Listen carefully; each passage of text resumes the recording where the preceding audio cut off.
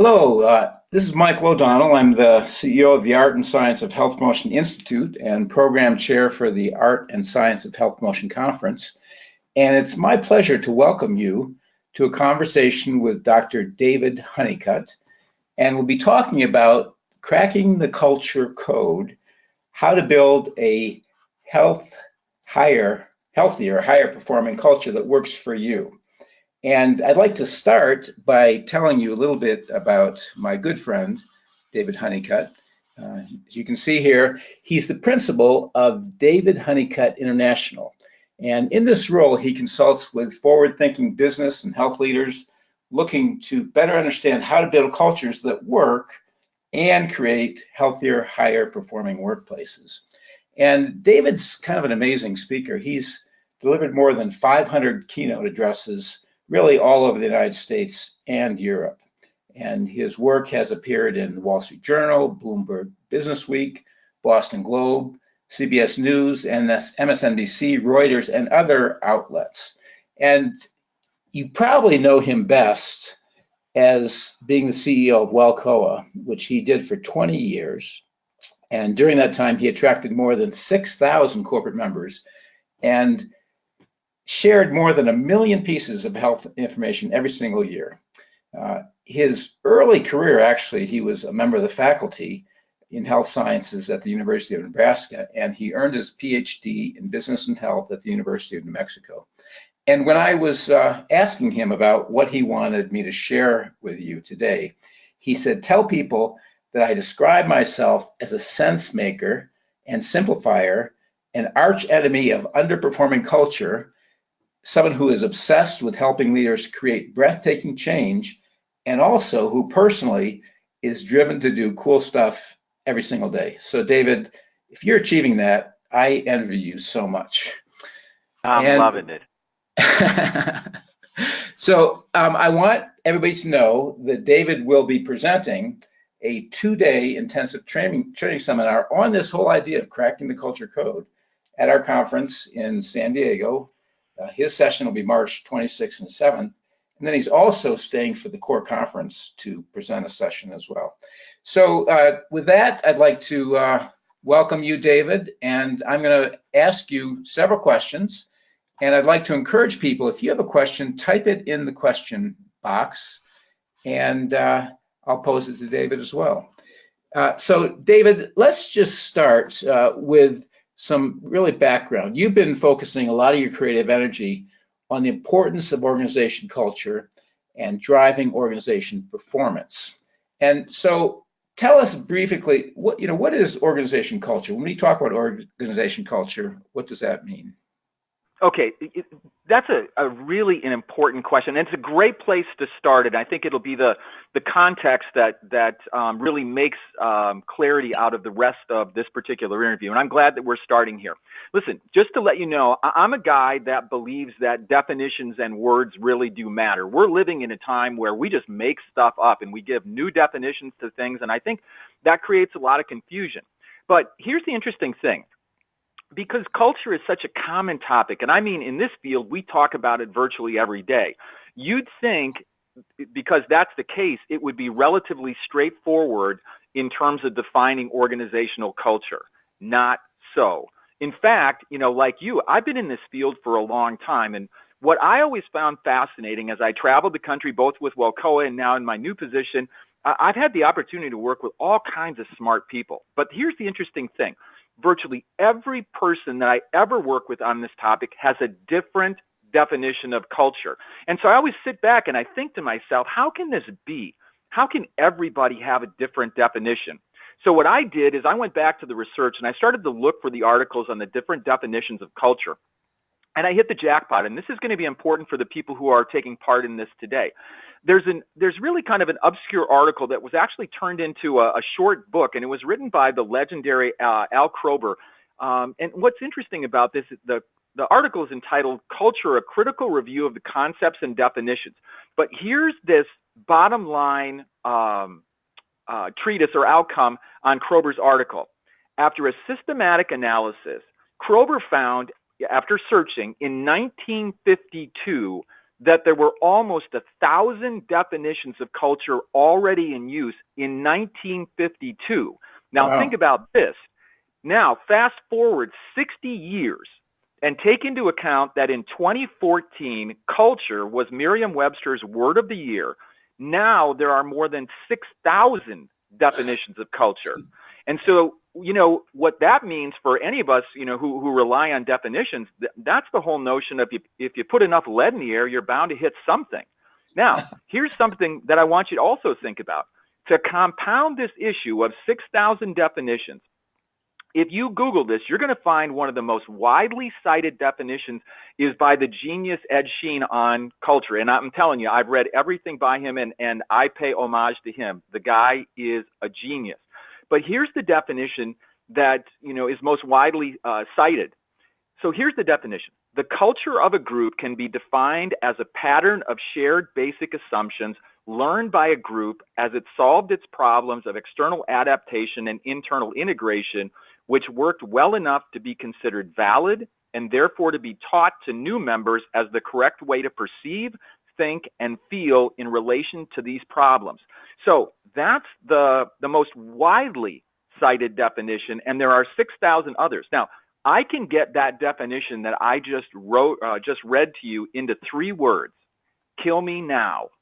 If that's going to be the definition, right, that people are going to use, it's so long and it's so cumbersome and it's impossible for it to be sticky. Now, it may work for academics and it may work for very, very big thinkers, but for people who are in organizational cultures that are looking to improve the lives of human beings that work there and the performance advantages of that organization to provide value to the shareholder, this is a real problem in terms of how do you describe this. So here's the kind of thing that's worked for me. And I'm just saying, this is one guy talking who's been doing this for a while.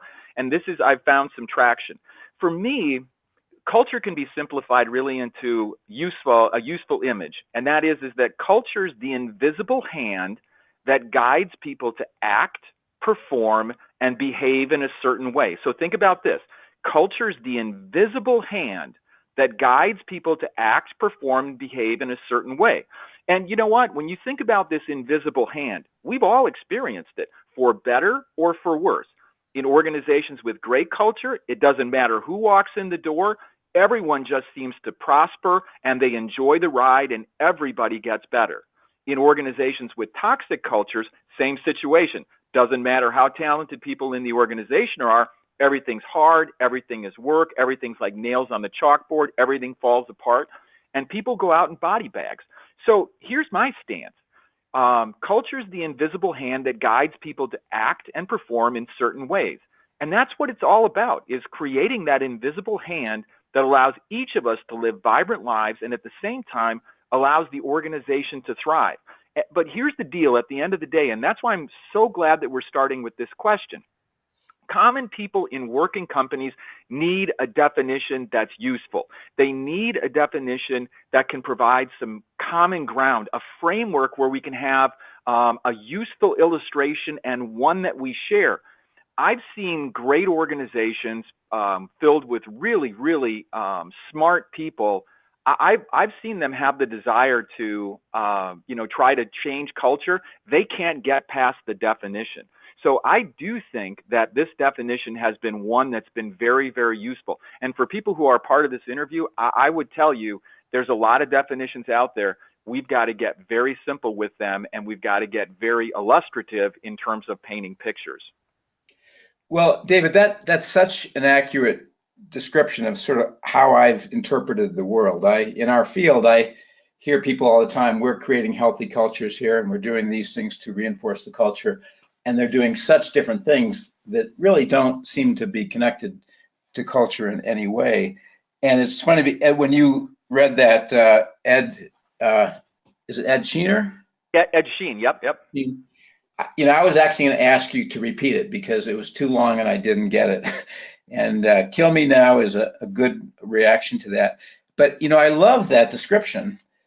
Invisible hand that acts. Say it again one more time for us. Yeah. So the definition really for me is is that culture is the invisible hand that guides people to act, perform, and behave in a certain way. And that's what we all want to do. We want to create that invisible hand, that powerful kind of invisible hand that nudges us during the course of the day to be healthy, to, do the right things, to make friends, to build better clienteles. And that's what we have to do, is to create that invisible hand. That's what we're in search of. The thing that's most powerful about this, Michael, is that, you can see the lights come on in people's eyes when you start talking about this, and you can see that they're starting to imagine what that invisible hand might look like. And so rather than having, kind of people put their pens down and, as they start scratching their eyes, they start leaning in and thinking, well, what kind of invisible hand, do we need to create here? What do we need to do? So it's a very engaging type of definition. But I got to tell you, I think you got to start with the basics. And for me, that's where it has to start, with a useful definition. Absolutely, David. And who can we attribute that definition to?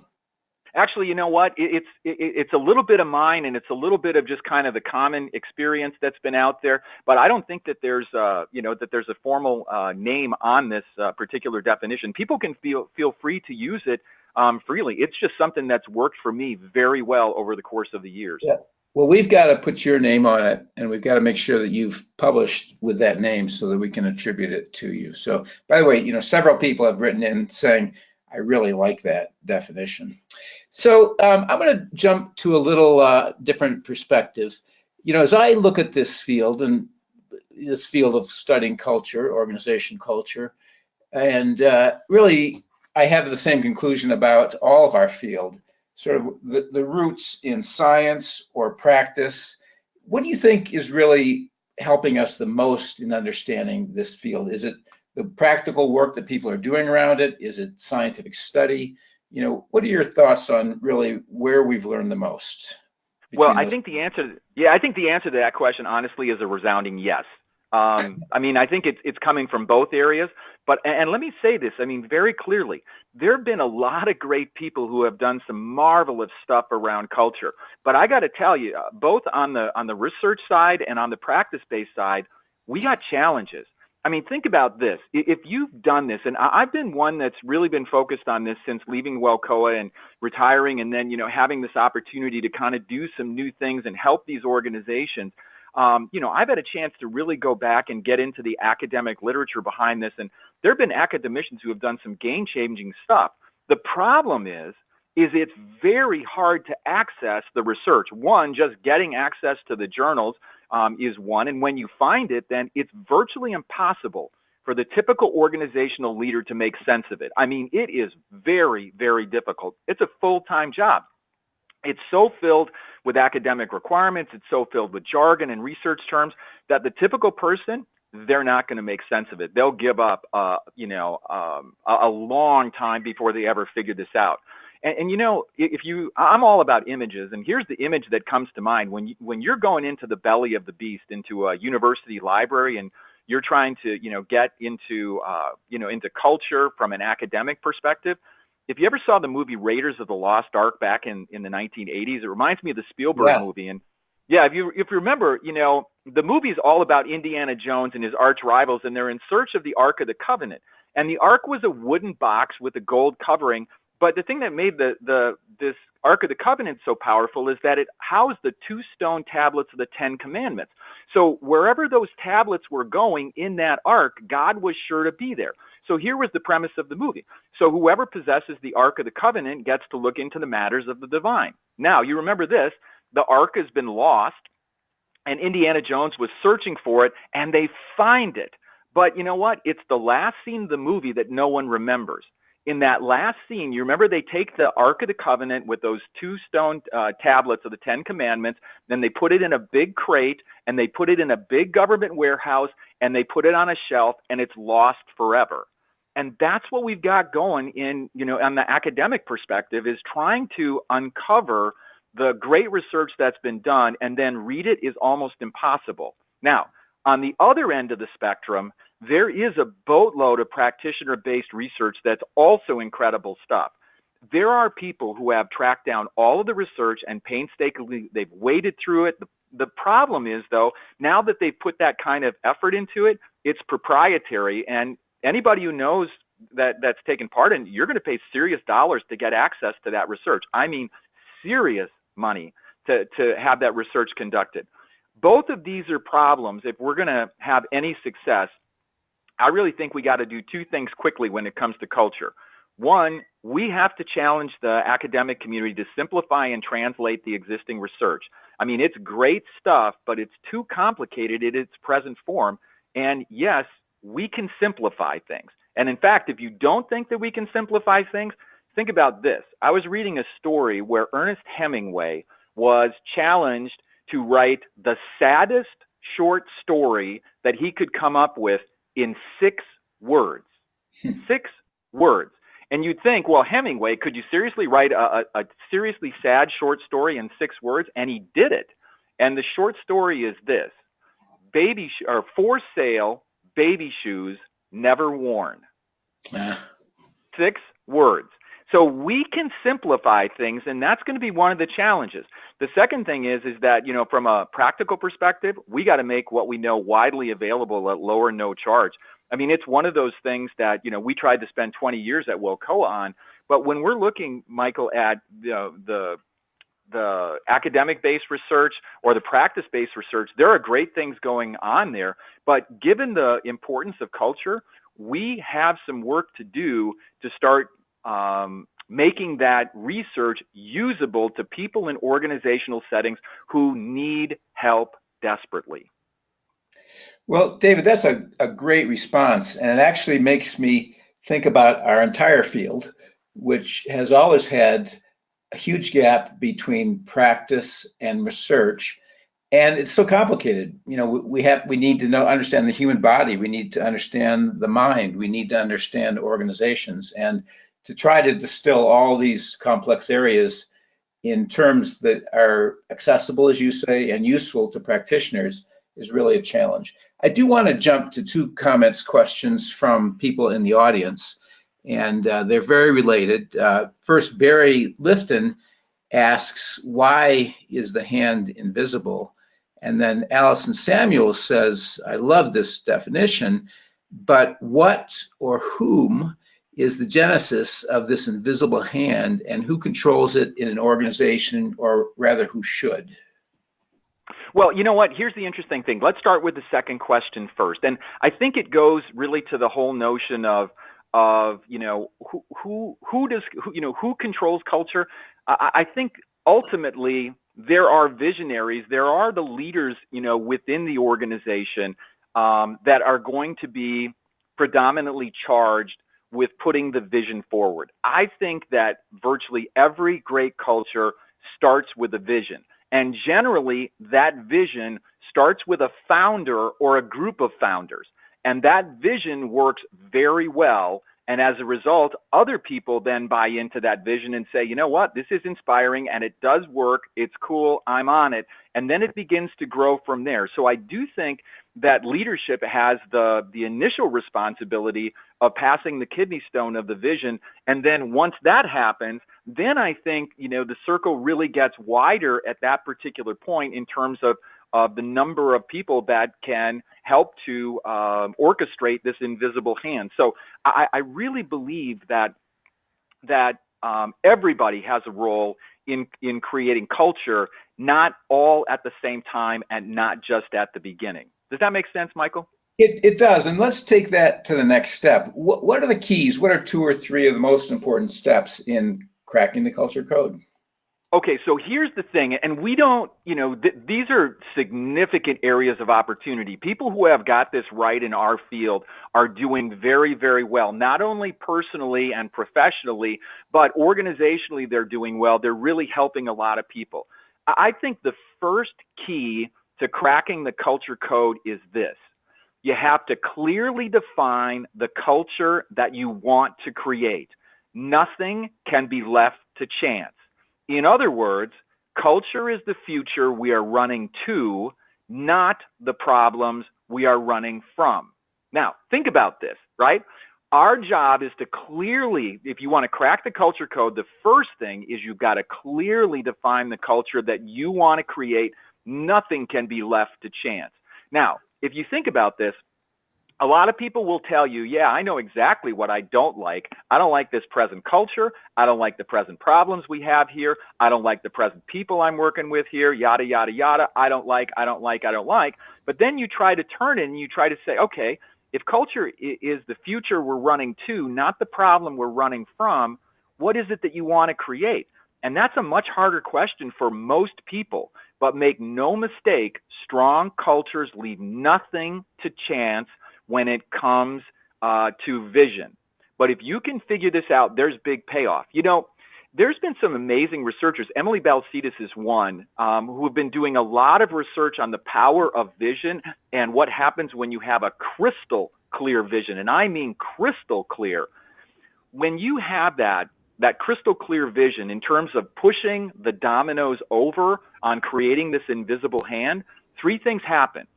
A clear vision, crystal clear vision, makes the destination seem closer. So think about this. If we have a crystal clear vision, a future that we're running to when it comes to health and performance and productivity within organizations, that destination, that place that we want to get to, seems closer. The second thing is the closer the destination, the easier the progress feels. So rather than the old notion of get up, go to work, go home, go to bed, and suicide on the installment plan of just putting your grinding hours in, when you have this breathtaking vision, the destination seems closer and your progress feels easier. The third thing, and this is really pretty profound when you think about it, if the progress feels easier, people work harder. They work much harder to get there because it doesn't feel like work. And so if you want to create that invisible hand, the first thing that has to happen is you have to clearly define the culture that you want to create. Now, if you think that that's a simple thing to do, I got to tell you, our organizations are in real trouble. Here's an acid test that I would encourage you to think about. If you want to talk about how difficult it is to create a clear vision in moving forward, just get people to think about what the vision statement currently is for an organization. And here's the way that you do it. Get your group of people together, get a group of execs together, and give them a 4x6 note card, right? And give them a pencil. And then all you're going to ask them to do is just to ask them to write our company's current vision statement down. Just write it down, word for word. Just write it down. And then after people write it down, just have them turn it over and, or stand up and all read it at the same time. You know what you're going to find? You're going to find about 95% will get it wrong. Maybe 5% might get it in the ballpark. And so you can see without that clear vision in hand, right, we're not going to create that invisible hand. The second thing is, once we have that crystal clear vision of where we want to go to, and there's some work that needs to be done in this area, then we've got to really figure out the metrics. How are we going to measure this? How are we going to quantify this?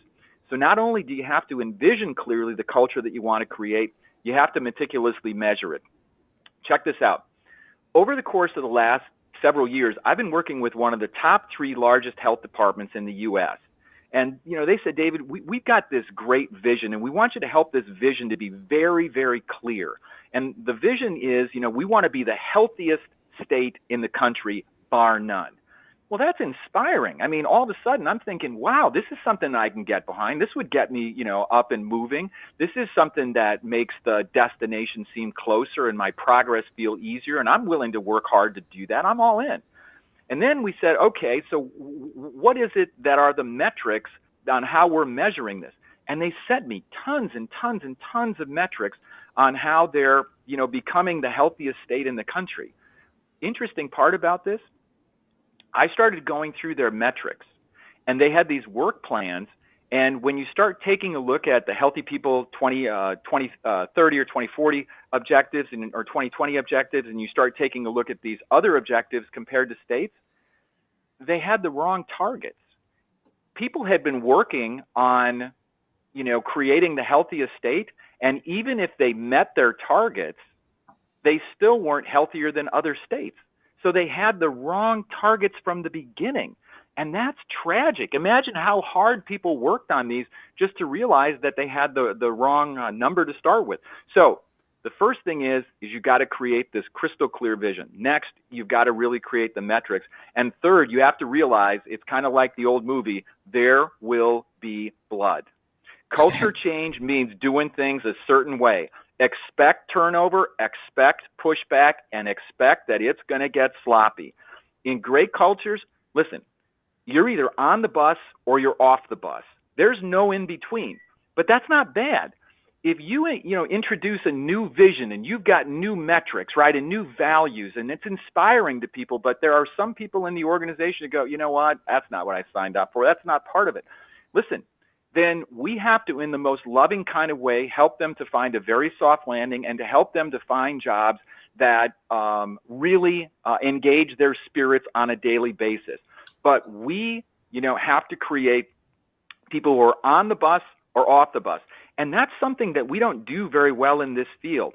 Otherwise, it's just, suicide on the installment plan. I mean, it's gonna get sloppy. I mean, Michael, you were at Cleveland Clinic, and I think when you were there, Cleveland Clinic made the decision that they were not going to hire smokers. I mean, that was back in 2007. Okay. Well, that's a breathtaking vision to say, you know what, we're not hiring smokers any longer. And the amount of backlash that came from the New York Times, the Washington Post, the major media was stunning. But you know what?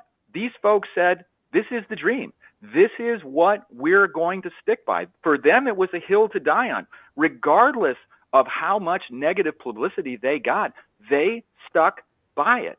Now, were there lots of docs, and healthcare professionals that probably left because, they couldn't abide by that? Absolutely. But you know what? Those folks were replaced. People who wanted to work in a smoke-free environment. Now that culture, that invisible hand is now starting to come into play. And in fact, there's great stories. And I just read one yesterday in the Washington Post about an individual who was a smoker and said, I'm going to work for the Cleveland Clinic because this is going to save my life. This is the organization that's going to keep me from smoking, and they're going to have this invisible hand is going to help me. The thing that I was very, very appreciative of with the folks with the Cleveland Clinic is that they didn't back off. They realized it was going to be sloppy, and it probably wasn't going to be the popular decision, and they didn't back off. That was their dream, that was their vision, and they're still living it. So I think the three keys, at least to initially pushing over the dominoes, is we got to have that very clear. We have to have that very clear vision. We also have to realize that metrics matter a lot, and you have to realize that there's going to be blood. It's going to be a sloppy, arduous, and probably contentious process until the whole thing is sorted out. But if you have a breathtaking vision of the future, it's worth it. Well, David, that's really fascinating perspective, and I think very good advice. I do want to say a little bit about the Cleveland Clinic case. I was actually in charge of planning that whole effort. And it took us a year and a half to plan it. And we did expect lots of challenges. But the reality was, by the time we did it, there weren't really very few. In the local area, there was one editorial, and it was really balanced. Here's the pros and here's the cons. And very few people left the organization. What had preceded this, by the way, was a really strong effort to create a smoke-free campus and to help pass a state-level law that required all workplaces to be smoke-free, and creating a great tobacco treatment center, so that it had become part of the culture at the clinic. And it did end up inspiring lots of colleges in the area and to go smoke-free and begin to not hire smokers, and as well as many hospitals all across the country. So we expected a bloodbath, but it didn't happen. This has been really a fascinating conversation, David, but we actually have to draw it to an end. I'd like to remind everybody that David will be speaking at our conference in San Diego. He'll be doing a 2-day intensive training seminar, and then also making contribution to the overall core conference. So David, thank you very much for speaking with us today, and thank you very much to everybody who's joined us, and look forward to hopefully seeing you in San Diego, and we'll be having 2 additional conversations with some of our outstanding speakers before then. So goodbye, everybody. Awesome, Michael. Thank you very much. Thank you.